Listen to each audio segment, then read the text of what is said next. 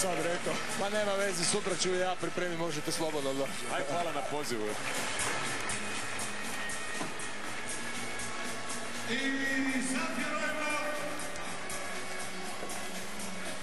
Evo može se vidjeti dole na terenu i Poljaci se poljevaju šampanjce, dakle ono što smo govorili.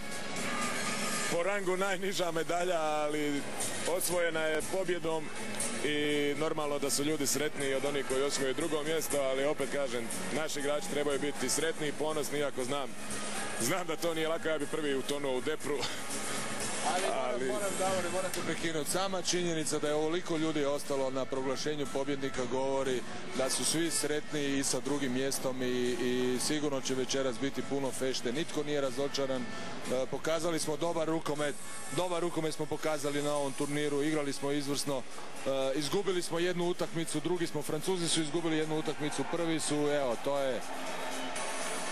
To je tako, dakle, omjer pobjeda 9-1, ali lijepo je vidjeti i ovu sliku gdje se hrvatski i francuski navijači onako sportski su se pozdravili, stvarno su zavrijedili jer jedni i drugi su pobjednici. Evo, drago mi zbog Jeroma, Jerome je bio i moj suigrač i sad je suigrač od Petra Metričića. Mislim, tu međusobno ima dosta ljudi koji igraju zajedno po klubovima i prijatelji su. Normalno da poslije utakmice zaboraviš na sve.